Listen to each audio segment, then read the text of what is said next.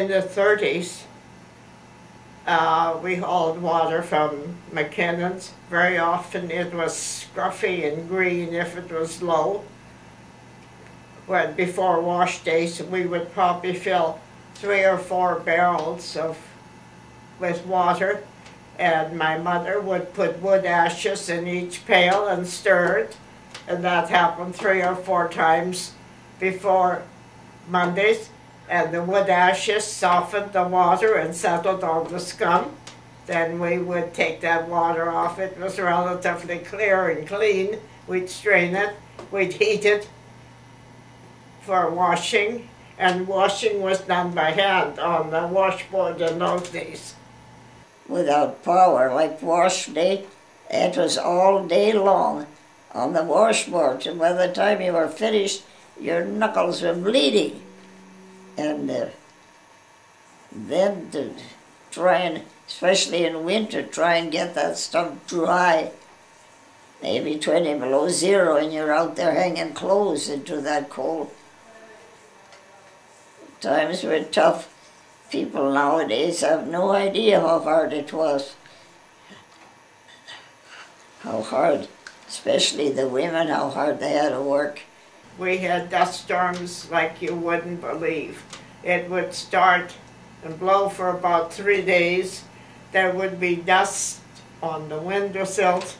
You would turn, when you set the table, you turned your plates upside down, or they would be dust in those plates. The houses had no insulation. That dirt just came through. And I mean, lots of days you couldn't see from the barn to the house. It was very tough. We were hard put sometimes to have food on the table because it didn't rain. We'd get from the Maritimes, they'd ship out these bags of potatoes, and we'd go and get our couple bags of potatoes, and they usually had something else in them.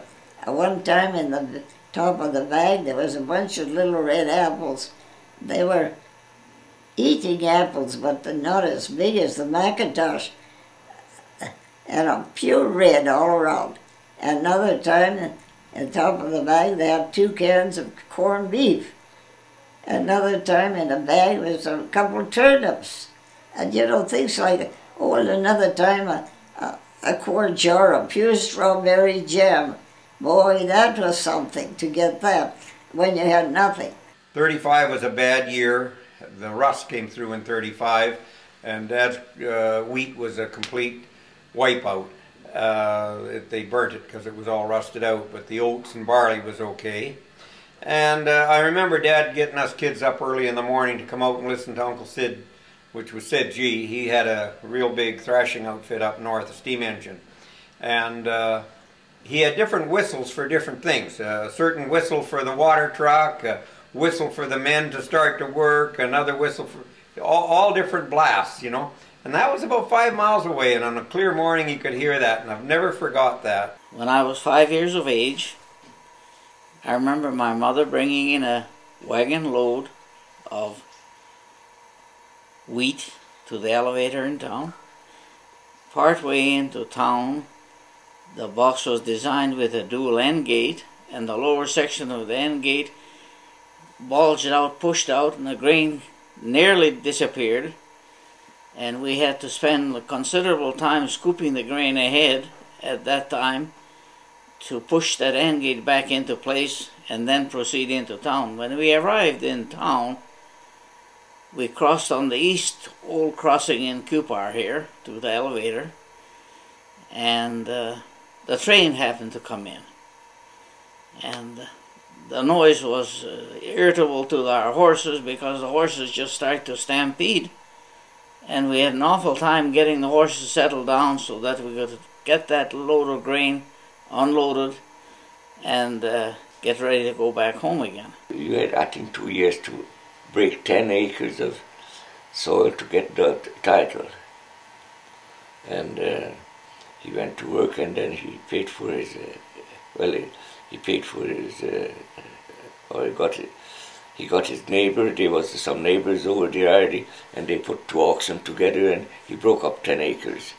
and he went with a shovel, and he threshed his first grain after he got married. Threshed his first grain with a what you call them, Flay,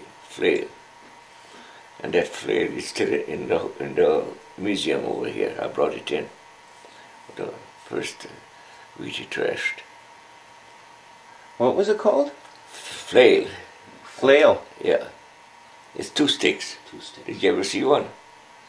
It's a short piece of stick, and it's there's a knob on the end with a leather. You know what leather they made from cattle or they hide, and then they put a long end on it, and they you know that swung, and they put a blanket on it, put the wheat on it, and they just start slapping it down, and that's how they thresh the wheat.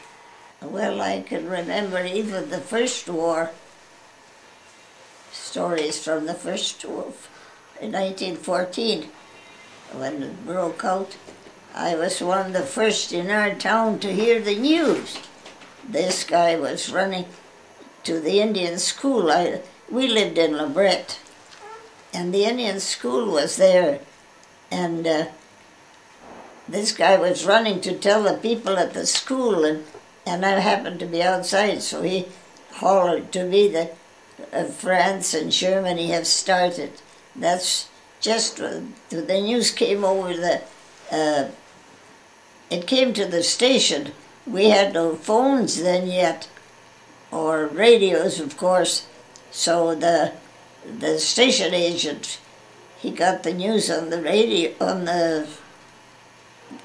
at the station, you know. So that's how we got to know. So I say I was one of the first ones in the village to hear it. I happened to be outside. Our aircraft was shot down in 1943. And I was been a prisoner of war for 2.5 years then.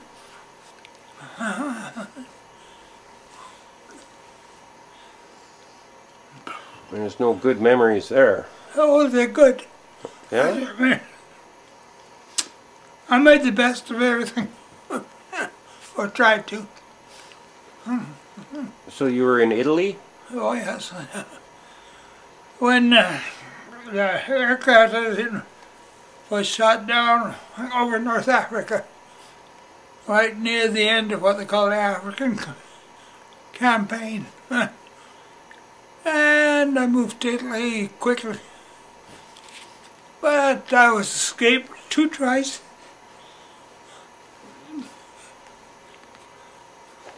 And you actually got away. One was when the Italians quit. And we just literally walked out. And we weren't gone long, and Germans picked us up again shortly. This is where I made friends, you know, and short time. Then after being recaptured, we were on our way to Germany, and one of my friends had a screwdriver, and we took the bars out of the windows on the carriage and jumped out. So 9 months later I got caught in.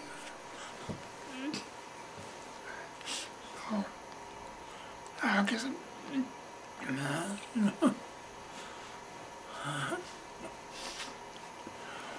You got caught again? Oh yeah, that's funny.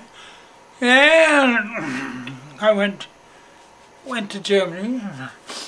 All my friends wanted to escape, but I didn't feel like it anymore. They didn't either. But you know, you have friends forever there in those things.